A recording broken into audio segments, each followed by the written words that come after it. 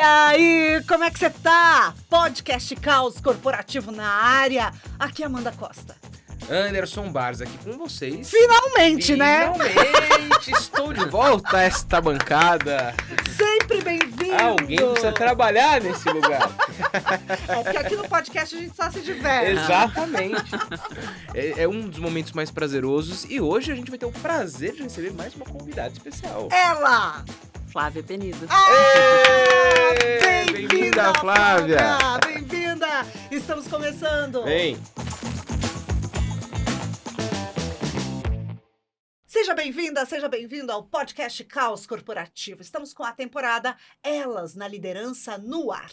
E no episódio de hoje a gente vai explorar as raízes que conectam parentalidade, traumas e carreira com a psicoterapeuta e minha amiga, eu não ia deixar de falar isso, Flávia Penido, né? Que honra te receber aqui, Flávia. Obrigada. A Flávia, que é especialista em cuidados perinatais e parentais, dedicou quase 2 décadas no desenvolvimento de relações saudáveis, ao suporte de famílias, especialmente as mães, e no caminho da construção de vínculos seguros e fortalecedores. A gente vai mergulhar nesse tema que não ganha tanto destaque, principalmente no mundo corporativo, Não. né, Flávia? Que é como a parentalidade positiva e os traumas que todos nós carregamos impactam as mulheres em suas carreiras e, mais especificamente, na ascensão dessas mulheres ao cargo de liderança. Flávia, o que é que está por trás de todos esses temas que eu falei aqui na abertura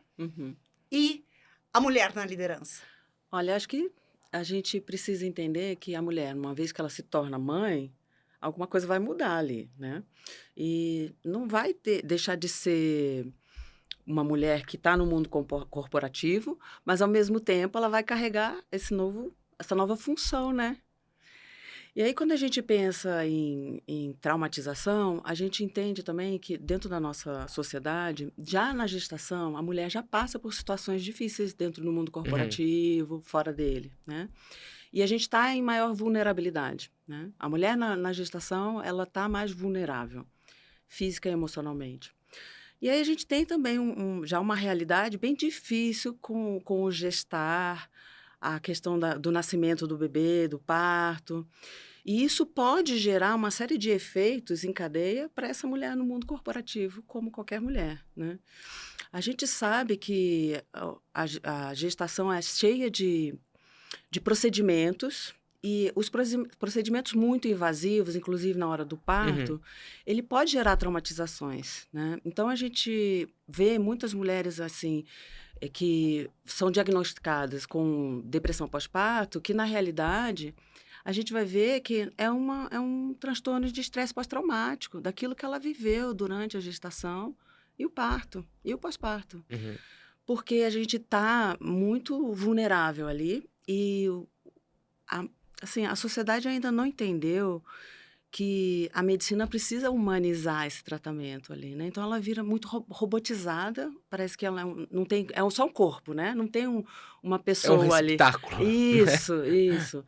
É exatamente isso. Então, não olham para ela. E muitas vezes você vê, assim, se você for ver no YouTube gravação para médicos do parto, eles só vão lá, se for um parto normal, eles só vão lá onde está o bebê. A mulher não tem cabeça, não tem rosto, não tem identidade, né?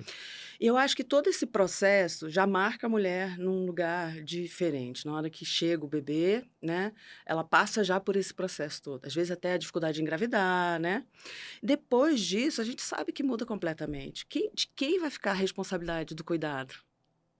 Né? A gente sabe que hoje no Brasil, a grande maioria é a mulher que fica com esse cuidado, com essa responsabilidade.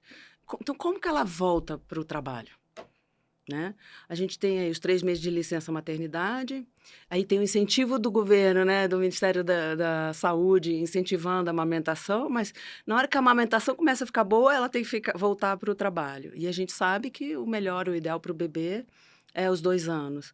Então, a gente vai precisar ainda, como sociedade, entender que o início da vida de um bebê é muito importante para a sociedade toda, e que a mulher que não vai deixar de trabalhar. Ela sempre trabalhou, né? A mulher sempre trabalhou.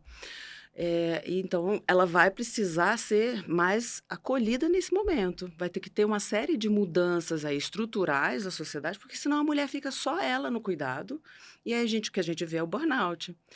Tem se falado muito do burnout materno, porque ela fica sobrecarregada, não só. É um processo já difícil, porque a gente lida com a nossa própria infância quando a gente tem os nossos filhos, né? Uhum. Vem tudo aquilo que a gente viveu no nosso passado. Aí, quando chega é como se ressurgisse tudo aquilo, né? Do que a gente viveu. Coisas que a gente nem lembra. A gente tem, às vezes, trauma do nosso nascimento, trauma como bebês que nós fomos, do quanto a nossa mãe pôde estar ali com a gente. E aí, quando a gente vai se tornar mãe, isso pode ser acessado num nível muito difícil. Então, a gente precisa olhar para isso também. Mas quando a gente estava falando do mundo corporativo, a gente entende o quê? Essa liderança vai mudar imediatamente, né? Ela vai olhar para o trabalho dela de uma outra maneira. Não tem como... A gente muda os nossos... Muda a prioridade, inclusive, Exatamente, né, era a Flávia? prioridade mesmo que muda. Totalmente. As nossas prioridades, nossos valores, de repente, é um giro de 360. O que Agora, pode ser muito bom para essa fascinante. liderança que nasce também, né? Porque Exatamente. nasceu um bebê, nasceu uma nova líder. Nasceram novos Exatamente. comportamentos, nasceram novos valores. E eu queria trazer um comentário justamente a respeito disso. Sei lá, acho que de uns 2 anos pra cá, se tornou um tanto quanto pop, por assim dizer, os anúncios no LinkedIn das empresas que estavam contratando as mulheres grávidas. É verdade. né? Começou a aparecer Começou a pipocar ali. Não, porque tal empresa contratou tal pessoa, mesmo que ela estivesse grávida, como se aquilo fosse a transformação do mundo. E eu acho que até algumas empresas o fizeram muito mais por questões midiáticas, marketing, né? marketing, do que qualquer outra coisa. E você trouxe para nós como parâmetro a importância desse processo de transformação. Agora, a gente pode considerar que é fato, e aí esta é a pergunta, que o nosso ambiente de trabalho não leva a fundo esse tipo de estudo e análise para a estruturação dessas políticas, para conseguir acomodar essas questões parentais? E eu digo por mim, porque eu nunca tive a oportunidade de acompanhar profundamente um debate sério a respeito desse tema. A gente tenta acomodar o que está na legislação, a gente tenta acomodar, né, de alguma forma, alguns pequenos benefícios, mas não conversas profundas a respeito do tema. Como é que você enxerga isso, Flávia? Acho que quando a gente está falando de empresa, a gente tem que pensar também no lucro, né? Você tem que sempre pensar em como que a empresa vai se beneficiar disso de alguma maneira, porque senão não vai acontecer. Falam muito de fazer a sala de amamentação dentro das empresas. Aí essa sala é criada e dá 2 anos, desmancha essa sala e vira outra coisa. Acontece muito dentro das empresas, né? Então, isso é só um exemplo para a gente pensar em como a gente vai trazer isso para uma realidade.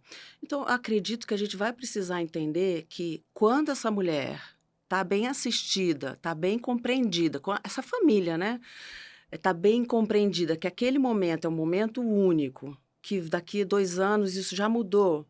Quando ela está bem assessorada nesse sentido, ela vai ser mais produtiva, ela vai estar entregando um conteúdo melhor, vai poder trabalhar tranquilamente, né? Eu acho que tem que vir por aí, porque realmente não tem estudo científico que fala. Eu não vejo as pessoas aprofundarem na questão de como que esse bebê também vai ser cuidado. Né? A gente bota a creche como substituto da mulher, mas a gente não sabe exatamente qual é o benefício da creche. Aí vem as professoras que falam, não, ele vai aprender, a criança vai se desenvolver, porque vai fazer amiguinhos. Isso não é bem verdade. Então, a gente precisa começar a perceber quais são os benefícios sociais de você atender essa família como um todo. Flávia, é muito comum as mulheres sentirem medo quando descobrem que estão grávidas. No trabalho, você diz, Amanda? Na vida. Na Andy, vida. Na vida. As mulheres, acho que é uma coisa até histórica, assim. Elas sentem medo quando elas descobrem que estão grávidas. E se é no ambiente corporativo, então, é pior ainda. Eu me lembro bem que em uma das minhas gravidezes, quando eu fui falar com a minha chefe, uma mulher na época, eu sentei na frente dela, respirei fundo e comecei a chorar. Aí ela falou, você tá grávida? Eu falei, como você sabia? Ela falou, porque eu senti a mesma coisa quando eu fui dar a notícia pro meu líder quando eu estava grávida. Ai, que bom, né? Ou seja, ela já teve uma Tinha capacidade alguma mais empatia empática, ali, né? né? Ou Tinha alguma seja, empatia. vê como é importante ter mulher na liderança, né? Porque era uma Exatamente. mulher me ouvindo ali. E ela entendeu o que eu estava sentindo e, historicamente, já sabia que esse seria Era um problema o mesmo. problema, né? E que seria um comportamento padrão, né? Uhum. Ah, por que que a gente sente esse medo? Por que que esse Diabo sentimento de medo. não é feliz, né? Por que que não é feliz logo no começo? Não, acho que é uma mistura, né? Não vamos dizer que não tem felicidade, porque tem É, muita sim, alegria é meio na hora misturado.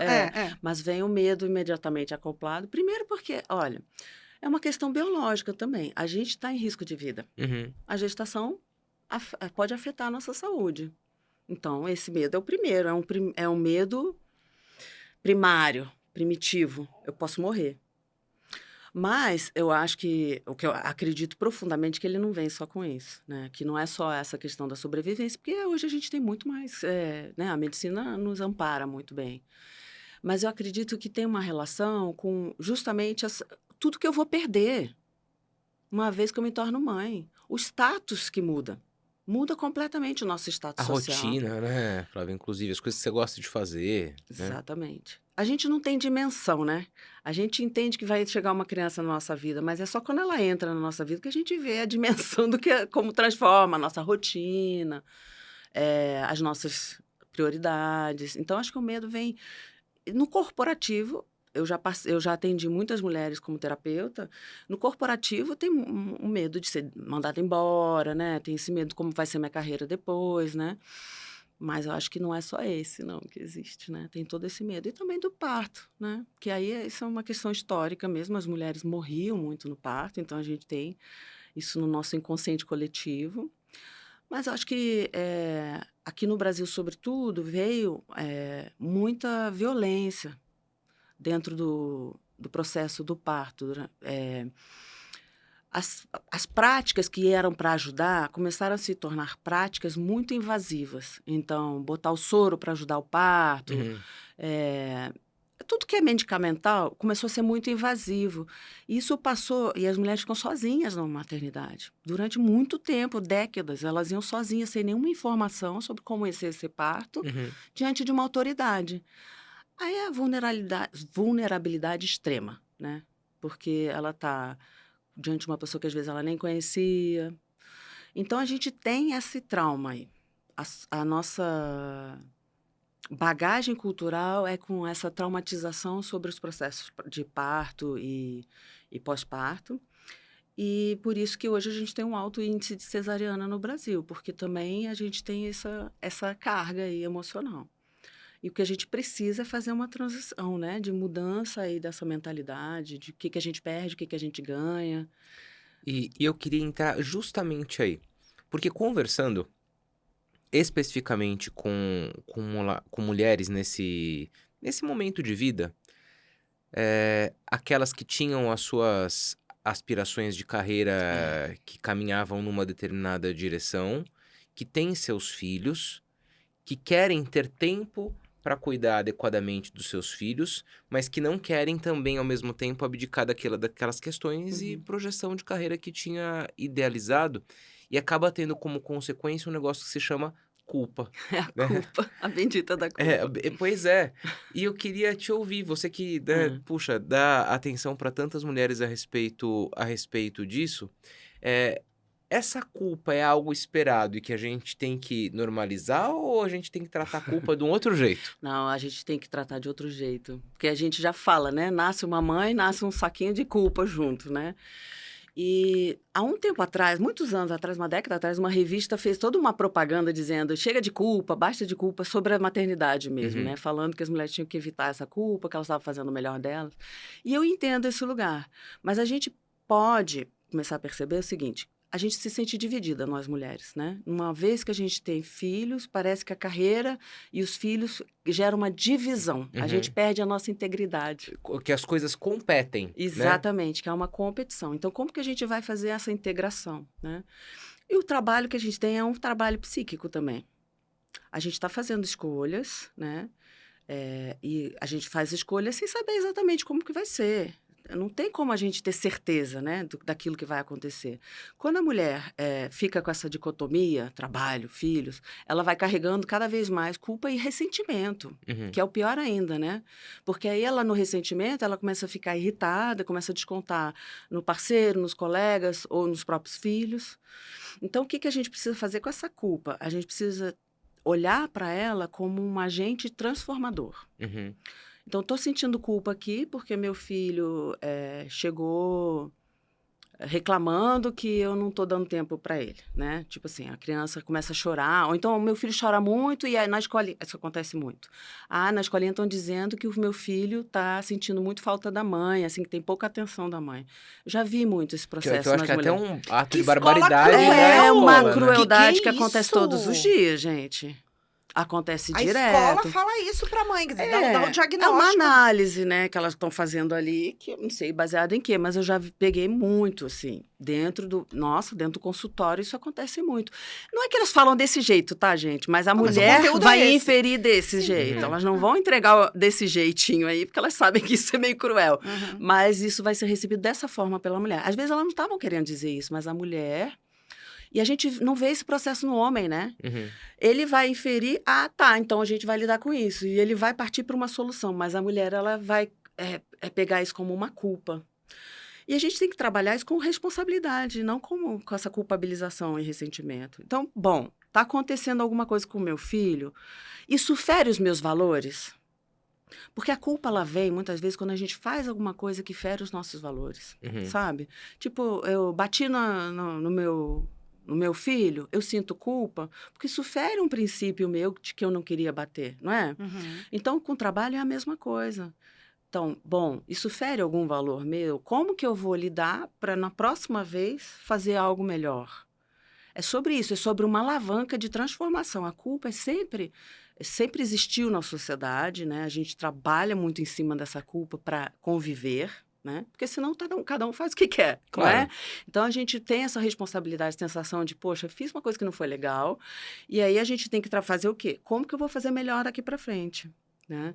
Então, quando a gente está falando da maternidade, é confuso, porque a mulher fica culpada o tempo inteiro por causa dessa dicotomia. Então, o que ela precisa trabalhar? Transar essa culpa com integração, se integrando.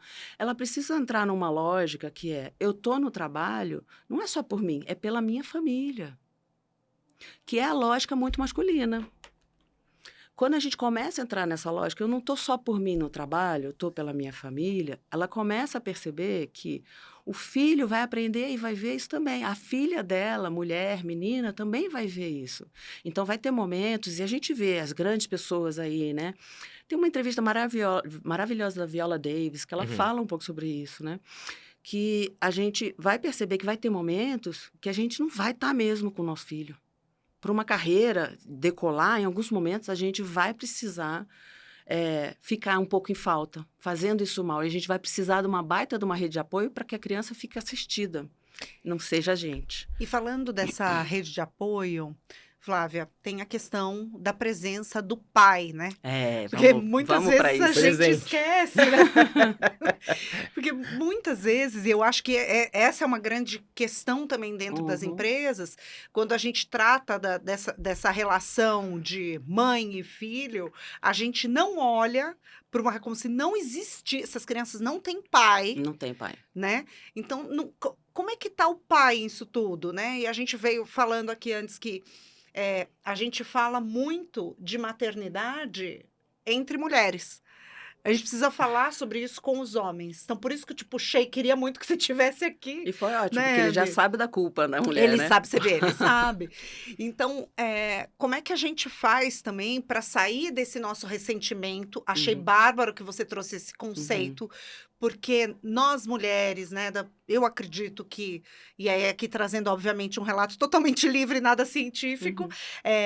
eu acho que a minha geração é uma geração que traz um certo ressentimento, porque a gente tinha, no meu caso, eu tinha a minha mãe ali muito conformada com o papel de maternidade, de Uhum. cuidado, e muito conformada com essa figura paterna que só Provedora, trabalha e né? provê. Uhum. Então, assim, o meu pai ocupando muito bem esse espaço de, ok, eu trabalho e boto comida na mesa, o resto é com vocês. Uhum. E minha mãe, até culpada por precisar trabalhar também para complementar a renda, mas precisando pedalar muito para dar conta da maternidade, do trabalho e desse e da preservação desse homem no lugar de provedor, único e exclusivamente.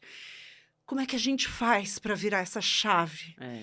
e tirar esses ressentimentos que ficam ali, né? Ficam. Acho que tem muito ressentimento mesmo, uma vez que, bom, esse período aí que a mulher não trabalhou, né, primeiro que é da classe média, né, porque se você for olhar para outros lugares, a mulher sempre trabalhou fora, né, mas esse período aí que a mulher ficou nesse lugar, a gente viu que potencializou uma série de coisas que não foram saudáveis também, né. Esse lugar da mulher em casa, ela trabalha pra caramba, né? Muito! Trabalha muito. Às vezes é mais até porque ela tá 24 horas Claro. trabalhando, né? A criança tá doente, ela tá lá na sessão Sim. cuidando da criança, né? Então, quando ela tá com essa função, ela não tá só mãe, né? Não é só dona de casa. Acho que a gente precisa Eu lembro deixar quando isso eu ia preencher a ah, profissão da minha mãe em alguns lugares, dessas do coisas de lar. cadastro, eu colocava Do do lar. lar. Eu também. Pô, devia ser um salário milionário, Não né? é? Ser do lar. Não é?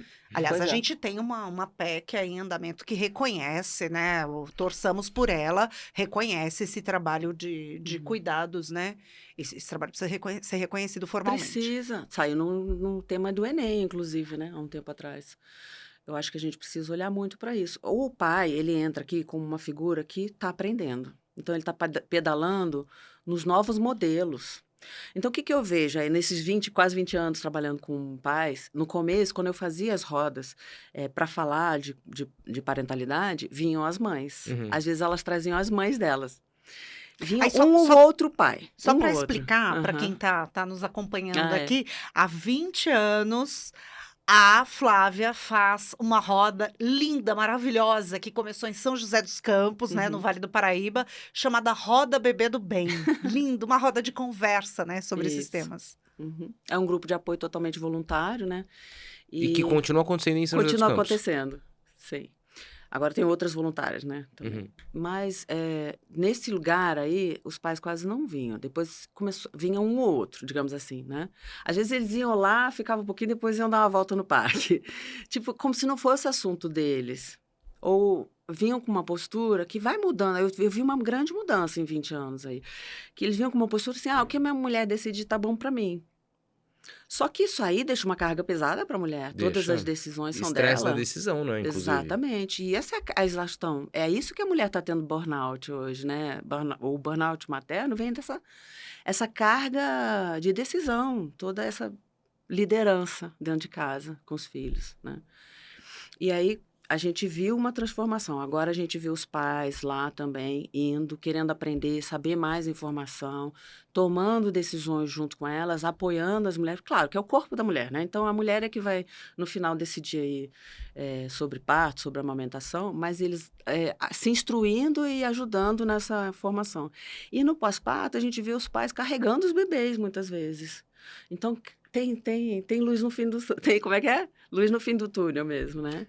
Agora, quando Mas a tá gente, difícil ainda. a gente falava, né, desse papel paterno, é engraçado, porque talvez pelo nosso modelo de criação, eu fui pai muito jovem, por Olha, coisa dessa aconteceu. vida adolescente, né? Eu fui pai com 20 anos de idade. Hum, Então, o que que eu tinha na cabeça naquele momento? A responsabilidade de manutenção é minha. Então, invariavelmente, o que me deu de gatilho foi preciso trabalhar para burro exato, para conseguir dar conta do exato. suporte financeiro dessa criança. Então, nem me ocorria que eu tinha que ter outros pontos de atenção. E hoje eu paro para analisar e ver o contexto e perceber que a gente está ganhando tração nessa mudança. Eu faço judô numa aula de adulto e antes da minha tem aula das crianças. E eu vejo os pais indo levar os Isso. filhos para o esporte, praticando com eles. E eu paro para pensar, putz, queria ter vivido isso, sabe? É uma riqueza que se perde, né? Pois é. É. E é só porque você falou uma coisa que já tem até estudo, né? Que os homens, quando vem a gestação, eles começam a liberar estresse ao invés de liberar ocitocina, porque eles começam a pensar Como é que eu vou dar conta? como que eu vou dar conta, essa responsabilidade. Então, a gente ainda tem. Os Então- homens ainda ficam com essa carga aí, Então, né? esse medo que a Uhum. mulher sente, o Uhum. homem também sente. É, Talvez no por momento da outro gravidez. nível. É, Exatamente, por Exato, outra razão. por outros motivos, uhum. mas eu vou afirmar que eu senti inúmeros, ainda mais na condição que eu tinha de um jovem, Super entendendo jovem, o né? que ia fazer da vida ainda. Tive muitos medos. Inclusive, tem uma história legal que no meu trabalho eu pedi uma transferência para um turno da madrugada para conseguir justamente ganhar algum dinheiro a mais. E aí eu participava menos ainda Nossa. daquilo que era a rotina. E durante a criação da minha filha, eu te perguntei da culpa, porque eu senti culpa um montão de vezes. Então, se o tema nas empresas está engatinhando com relação à maternidade, eu acho que ele é quase que inexistente sobre parentalidade, de Uhum. preparar aquele ambiente profissional para que ele coexista com as famílias das pessoas, né? Sim. Os homens têm pouca licença maternidade, né? Já 5 começa dias, por aí, licença paternidade, né? É. E são 5 dias, às vezes conseguem lá com um curso, eles conseguem um pouco mais, dependendo da empresa. Emenda Né? umas férias ali, coloca um mês, né? Então, isso já mostra como que a nossa sociedade ainda pensa, né? A gente já ouviu aí de pessoas importantes da política dizendo que a mulher tem que ganhar menos, né? Porque ela fica grávida. A gente ouve essas coisas ainda está incorporado na nossa cultura. Há uma transição, as mulheres estão começando a falar, não, olha aqui, isso aqui também é sua função. Mas a gente ainda tem isso dentro da nossa cultura, então, poxa, vai ter ainda um trabalho para fazer, né? E essa questão da licença paternidade, ela é nociva sob 2 aspectos, né? Nociva para quem? Ela é nociva pro pai, que não tem a oportunidade Exatamente, não de formar oportuniza. esse vínculo, Uhum. né? E ela é nociva para essa mulher que, ao passar um período proporcionalmente maior do que o do homem, longe do seu posto de trabalho, quando ela volta para a empresa, o cenário mudou. E ela teve 3, 4, 5 ou 6 meses menos do que o homem que era o par dela, que estava ali de Exatamente. desenvolvimento, de aprendizagem. Então, ela chega um passo atrás do par dela. Fora o fato de que são muitas. O índice de demissão após o retorno é enorme. 56% das Olha mulheres só. que voltam de licença maternidade são demitidas. 56%. É um número muito alto. É muito alto, né? A gente vai precisar. Eu sempre penso assim no futuro. Eu gosto de pensar no como que a gente vai sair desse problema, né? E quanto mais lideranças femininas, isso menos vai acontecer. É que Cada você vez aumenta menos, a empatia, né? Inclusive. Claramente. Ô, Flávia, é claro que a gente tem uma questão que ela precisa ganhar ainda mais foco e mais holofote nessa convivência, mundo de trabalho e famílias. E claro que a gente vai precisar achar soluções. Mas eu queria te perguntar se para você vem exemplos de outros lugares ou de outros ambientes que já lidam melhor com essa Opa. temática. Muito. Primeiro que eu sou casada com um belga, morei muito tempo na Europa. E a gente vê na Europa resoluções muito boas, né? Que a licença para o cuidado da criança dura 1 ano, mas ela pode ser dividida pelos pais. Eles podem decidir entre eles quem vai ficar, ou pode ser metade um, metade o outro. Uhum. Gente, isso é uma grande mudança. É muito justo, né? É muito certo, exatamente. E aí eles vão decidir do jeito que eles acharem melhor, né? Então, a família vai decidir o que é bom para ela. Eu acho isso muito, muito interessante. Cada um tem o seu jeito. Talvez a mulher decida, não, eu quero dar um tempo na minha carreira. Eu quero aproveitar esse momento. Talvez o homem decida, não, eu quero viver isso aqui. Eu quero ter essa oportunidade, né? Como você falou, né? Que você sente culpa porque não estava lá com esses momentos. É uma oportunidade para os caras também viverem um vínculo. Porque é tudo sobre vínculo, né, É gente? tudo. É tudo sobre vínculo. Quando a gente está vinculado, a criança também responde a essa vinculação e fica tudo certo. Agora, você tocou num ponto que me disparou aqui um pensamento quase que de forma imediata. Porque a gente ainda continua julgando sejam mulheres ou seja homens, que fazem a escolha de priorizar suas famílias. Ai, mas fulana pediu Sim. demissão para ficar em casa cuidando do filho. O fulano não vai a um compromisso porque tem que pegar o filho na escola. E acho que tem um exercício empático da gente entender aquilo que é bom pra gente e não julgar o outro, né? Isso. Acho que é muito importante. Acho que uma mulher, na hora que ela tem filho, ela vai ser julgada imediatamente, não tem jeito. A gente vive uma sociedade que é maternalista, que acha que o cuidado é um cuidado instintivo, que a mulher tem esse poder, que é instintivo e que só ela tem. A gente ainda vive dentro desse contexto maternalista. Então, a mulher, quando ela decide trabalhar, que ela não vai ficar em casa, vai dizer, ai, tadinho, vai botar ele na creche tão novinho. Que mãe desnaturada, né? Aí ela Já ouviu decide. falar isso? Exatamente. Que mãe Você desnaturada. não tem dó. Você não tem dó. Não, e essa coisa do mãe desnaturada é tão cruel, porque quando você for pensar assim, o que que é desnaturada? É que Sem é ela- ante a sem natureza, natureza né? feminina. Exatamente. Porque a natureza feminina é o cuidado, né? Agora, isso é outra coisa que a gente precisa muito falar sobre isso, Vamos né? falar. Porque não quer dizer Não. que eu sou mulher e que eu pari uma criança, que eu tenha um talento melhor do que meu companheiro, do que o Não. pai daquela criança para cuidar. Não tem, Amanda, é assim. Quando a gente olha para o biológico, claro que tem ali uma questão biológica. A mulher Uhum. está gestando, parindo, então vai criar Amamentando, né? É. Só que a gente não é um ser só biológico. Nós temos mente, um córtex para pensar, né? E qualquer ser humano que tenha um pouco de capacidade mental já é capaz de cuidar. Não precisa ser a mulher, entende? Então, é essa mentalidade maternalista, que acha que como ela tem essa na natureza dela, é naturalizado que ela seja. E a gente vê isso até hoje, no Dia das Mães, ai, amor puro, a mãe com amor verdadeiro, isso gera culpa.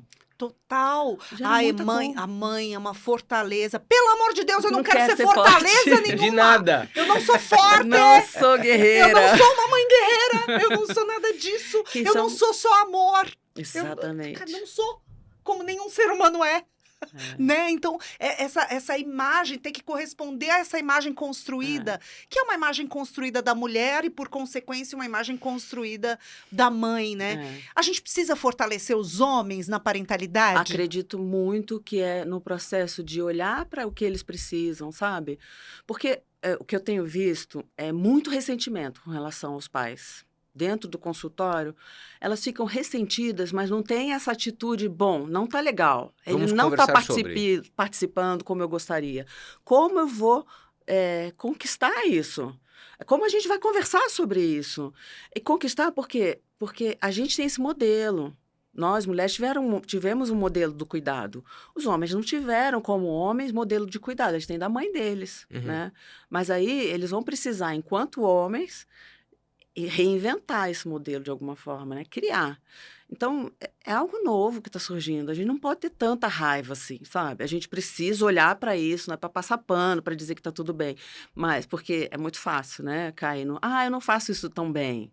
Você sabe que outro dia... Isso Eu é, não tenho desculpa, peito essa é a para acalmar o armadilha. bebê. Mas essa é a grande armadilha. mas aí é fuga, Porque a né? mulher também, muitas vezes, Aceita. não só aceita, como também diz assim, eu prefiro eu fazer, porque se ele for fazer, ele vai fazer tudo errado. Então. Deixa o homem fazer do jeito dele. O meu marido, maravilhoso, arrumava minhas crianças quando eu tava de plantão, trabalhando no fim de semana, e a gente se encontrava na hora do almoço. A criança chegava de pijama, Isso mesmo. com as meias trocadas mesmo. e toda descabelada. Isso E tava mesmo. lindo, e eu falava, tá lindo, parabéns, tá ótimo. É isso. É. Então, isso é incentivar esse homem a ser Exatamente. pai do jeito dele também, É. né? Agora, 2 pontos. Eu tinha um, agora sua fala me colocou A mais um. gente precisa deixar, empurrar, né? Deixar. É, claro. Porque claro. ele não tem que exercer a paternidade do jeito que a gente acha que é o certo. É a paternidade dele, Por isso. Por né? isso que é o modelo dele, né? Mas o primeiro ponto Hum. que eu ia colocar é o seguinte: que recentemente eu conheci uma história de um homem que abdicou da sua profissão, enquanto a mulher seguiu na carreira executiva para Uhum. que ele pudesse ter todo o foco dele no cuidado Para parentalidade. para a Uhum. parentalidade, para a família e assim por diante. E Uhum. foi absolutamente julgado e Julgadíssimo. criticado porque não faz parte dos modelos nos quais nós fomos criados. Isso é uma constatação. E talvez, e aí vem o meu segundo ponto, eh, dentro desses programas de cuidado que tem que fazer parte da nossa rotina, talvez esses combinados, Amanda, eles tenham que acontecer antes, né? Uma família está, Concordo. né, com um filho ou uma filha prestes a nascer. Como será a nossa organização?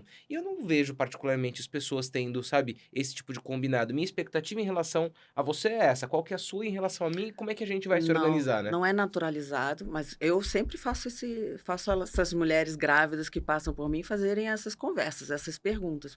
Porque senão a gente fica no mundo das ideias. Uhum, A gente fica achando que ele vai ser aquele pai. E ele fica achando que ela vai ser aquela mãe sem saber o que é, o que vai uhum. ser, o que cada um vai fazer. Precisa muito combinar. E mesmo na hora H, depois dos combinados, vai ter que ter muito reajuste, né? E aí a gente faz, inclusive, uma tabela. Expectativa é a mãe da frustração, né? É ótimo. É isso mesmo. E a gente se frustra, né? Porque às vezes a mulher, eu acho que tem muito essa frustração. Ela idealizou que ele seria de um jeito e ele não vai estar sendo desse jeito. E aí, cara, você escolheu esse cara. Conversa, né? Não é para sair na briga. Às vezes vai ter um quebra-pau para chegar a um lugar, né? Mas é muito importante que isso seja. É como se a gente saísse um pouco da pista. Peraí, vamos voltar aqui, vamos voltar para a nossa pista, que somos nós, aquilo que a gente decidiu, a gente quis fazer essa criança, né? É uma conversa que é uma conversa muito difícil também, Uhum, porque a gente muitas vezes vai cair numa dor que é nossa, sabe? Nesses ressentimentos que a gente tem, as mulheres ficam com muita raiva, às vezes, das perdas que ela tem quando ela recebe um bebê, né? E a gente tem muitas perdas, é muito luto para ser feito quando um bebê nasce. A gente perde a liberdade, Perde a o gente sono. perde o sono, nossa, perde muito Nossa, sono, nunca mais na vida recupera. perde Esse eu também status perdi. social. Perde o estado social.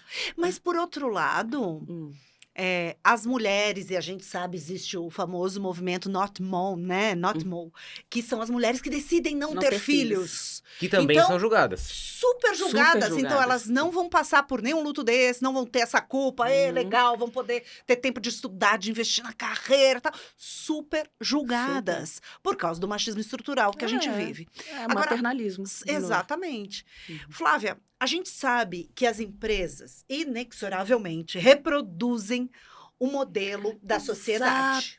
Exato, né? é sobre isso. Então, como é que a gente faz as pessoas entenderem que essa transformação toda que a gente quer nas organizações, ela precisa começar dentro dos lares?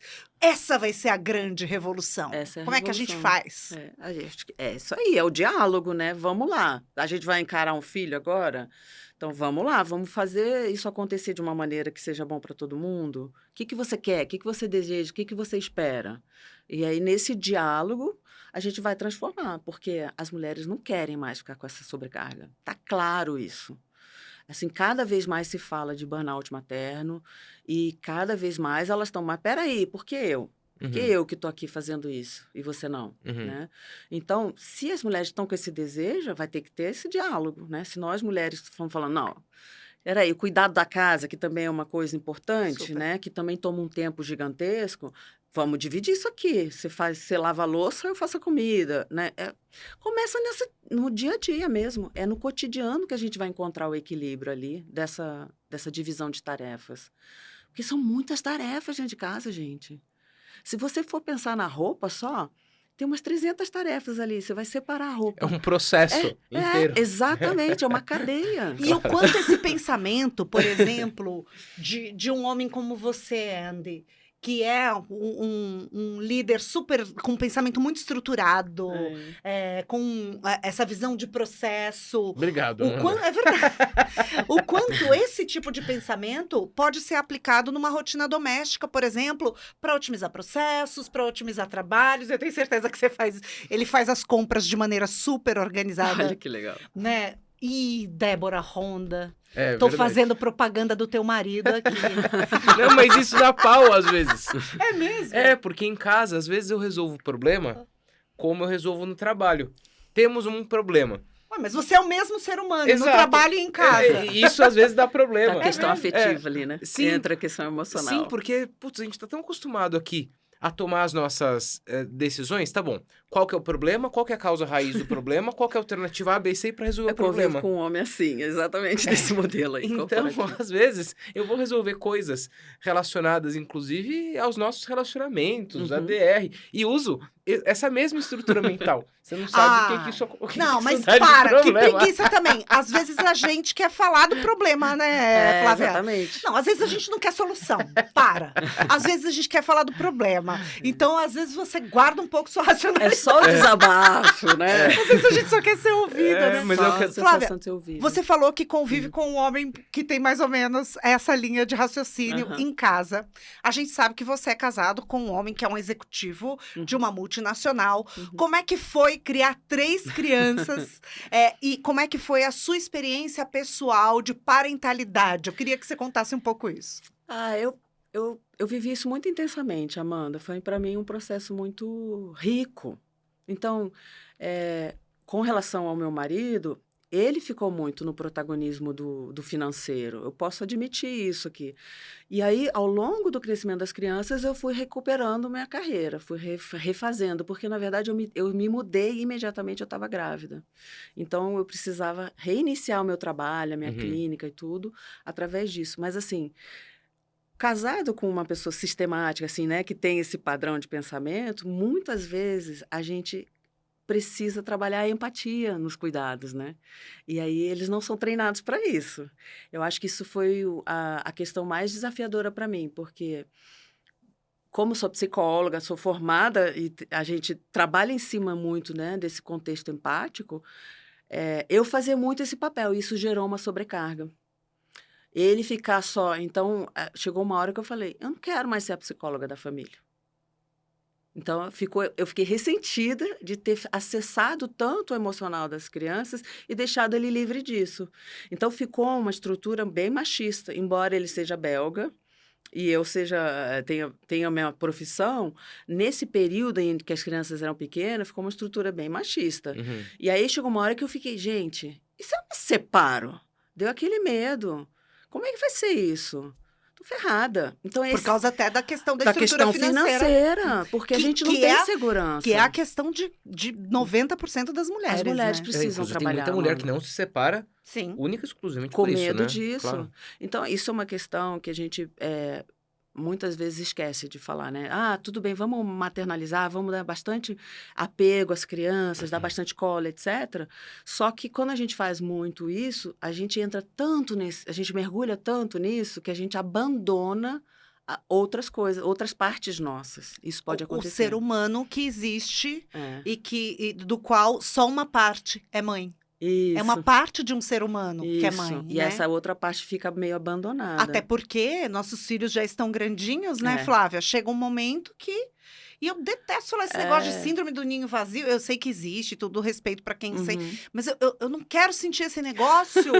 Eu quero sentir que legal. Paz. Que paz. Mas eu sinto isso, Você Amanda. Eu também sinto não isso. tem o síndrome do ninho Não, vazio? a gente sente falta, a gente sente saudade. Saudade, Mas também essa fico é muito a feliz palavra. quando eles voltam aí pro lugar que eles moram, né? Porque é um orgulho Porque é um lugar tão saudável. grande. É um orgulho do que a gente construiu. Exatamente. É um orgulho da base que a gente fez ali para esses seres humanos que estão dando agora a sua contribuição para o mundo. É a nossa contribuição também. E que eles mas não também dependem mais da não gente. dependem da gente. E é também o nosso momento Exatamente. da gente voltar para o mundo Sem de forma dúvida. integral, né? Muito. De ter a cabeça só voltada para isso, né? eu acho que é um momento muito, muito bacana na vida da mulher, na verdade. Eu estou vivendo esse momento agora. Eu sinto muito prazer quando as crianças, os filhos, né? As crianças. Você As viram, crianças de quantos anos, Flávia? Ai, que vergonha. O Mato falha. Os filhos. Não tem jeito. Eu vou chamar eles de crianças a vida toda. Eu também falo. Os filhos A voltam minha para tem casa. 22, eu chamo de criança. Não tem jeito. Acho que é o afeto, né? Na verdade. Afeto. E assim, eles 24, 22 e 18. Então, a caçula ainda está em casa, né? Mas, ai, gente, é tão bom que eles já têm essa autonomia, porque não é independência, é autonomia. Quando você deu ali, fez uma parentalidade mais consciente, em que você buscou não ser autoritário, é uma liderança também dentro de casa hoje em dia. A mudança que a gente está vendo de paradigma na maternidade, na paternidade, é uma mudança da liderança dentro das crianças, com as crianças também. Porque a gente saiu daquele padrão autoritário, castigo, punição, que era uma coisa também palmada, grito. A gente está fazendo uma transição aí. Então, é muito gostoso quando você vê que você tentou. Ninguém vai deixar de gritar uma vez ou outra, né? A gente vai fazer algumas coisas ali que ainda estão dentro desse padrão mais antigo, mais autoritário, porque nós viemos desse modelo, né? A gente está numa transição, que é um caos. Vocês que gostam do caos, né? Essa transição da parentalidade, ela tem um contexto que, depois que eles crescem, a gente vê o resultado. Uhum. E a gente vê um resultado em que, quando um filho meu está com alguma dificuldade, ontem eu recebi o telefone de para falar sobre uma coisa que estava difícil na vida dele, e hoje de manhã a outra me ligou para falar sobre uma coisa que estava difícil para ela. Então, a gente tem esse lugar ainda de vínculo seguro, onde eles sempre podem voltar, mas eles estão lá no jogo, estão na vida deles. Isso é muito emocionante, né, Amanda? É muito bom ver eles crescidos assim e ver que a gente conseguiu estruturar um vínculo, porque quando a gente tinha essa liderança, essa coisa mais autoritária, havia uma distância muito grande, né? Se você apanha da pessoa que cuida de você muito, vai criar uma ruptura cada vez maior, se não tem uma reparação. E é até engraçado de pensar. O vínculo que pessoas da minha geração, né? Eu digo isso pelos meus amigos, pelo que a gente conversa, tem com os seus pais, é muito diferente dos Diferentíssimo. vínculos que eu e a geração que me acompanha tem com os filhos, né? Totalmente diferente. É completamente diferente, Totalmente né? diferente. A minha mãe, ontem, que a mãe tem 81 anos, ela me viu falando com um dos meus filhos, né? Falou, nossa, é uma relação tão diferente, né, minha filha? Tanta intimidade, tanto... Como eles voltam, né, para falar com você. E eu achei que ela mesma está percebendo a diferença do que ela pôde fazer, né? Porque o sistema era aquilo mesmo, era palmada, castigo, né? E a gente está tentando mudar esse modelo. É uma mudança de uma liderança mais, sei lá, servidora, né? Aquela liderança mais... Como é que vocês chamam isso dentro da empresa? Influência, Eu acho que é uma eco. É uma liderança humanizada. É triste falar, né? Porque parece o óbvio, né? Aham. Mas é uma liderança humanizada. Isso. A gente olhando aqueles seres Uhum. na sua individualidade. É menos Isso. autoridade. Totalmente. E é mais influência. É Né? menos autoritarismo. Eu acho que Exato. nós ainda somos autoridade ali. Nós ainda Sim. temos a autoria sobre as crianças. Por isso que nós somos líderes ali, né? Fato. Mas o autoritarismo é que some ali. E eu acho que nas empresas é o mesmo caminho que está acontecendo. Sem que dúvida, Já, né, já sem vem dúvida. transformando. Bom, eu tenho uma solução para a gente levar esse tema nas empresas. Vamos convidar a Flávia para gravar conosco toda uma série Eu falando acho. de parentalidade. Aliás, a Flávia, para você que está nos acompanhando, ela tem um curso aí no ar que você pode fazer. Queria que você aproveitasse esse espaço para também convidar as pessoas, porque com certeza as pessoas vão querer continuar com você nessa viagem. Agradeço. Tenho alguns cursos, eu tenho alguns cursos online, né? Alguns são para os pais, para as mães, e outros são para os profissionais mesmo, para falar de trauma, apego, parentalidade, que é esse tema que a gente está trazendo aqui. Agradeço aí, ó. E onde aonde- as pessoas acham? É no @flapenido do Instagram. Você me acha lá. @Flapenido do Instagram. Tem vídeos deliciosos. Ela começa a falar assim desse jeitinho suave dela, como quem não quer nada e vê um baita conteúdo. Obrigada, Flávia, Obrigada, Amanda. por contribuir aqui com a nossa Eu que temporada. agradeço. Bárbaro. Delícia de conversa. Ah, Obrigada foi pela ótimo. oportunidade, Obrigado viu? por ter vindo, Flávia. E volte tantas outras vezes, viu? Que, esse tema aqui ia, né? Rende, Não ia né? embora. É isso, rende muito. Obrigada, Eu que querida. agradeço. Parabéns pelo seu trabalho. uma honra ter acompanhado aí nas últimas 2 décadas Não é, amor? todo o seu processo. Só esse Uma tempinho, honra. né? Só esse tempinho. Pouco tempo. É isso aí. Obrigada, Beijo. querida. Obrigado, Beijo. Flávia. Obrigada. E você que tá aí, larga o seu like, manda pros seus amigos, pros seus inimigos. Semana que vem tem Compartilha, mais. curte, comenta, salva. Faz tudo isso daí. Um beijo. Tchau, tchau. Tchau, tchau.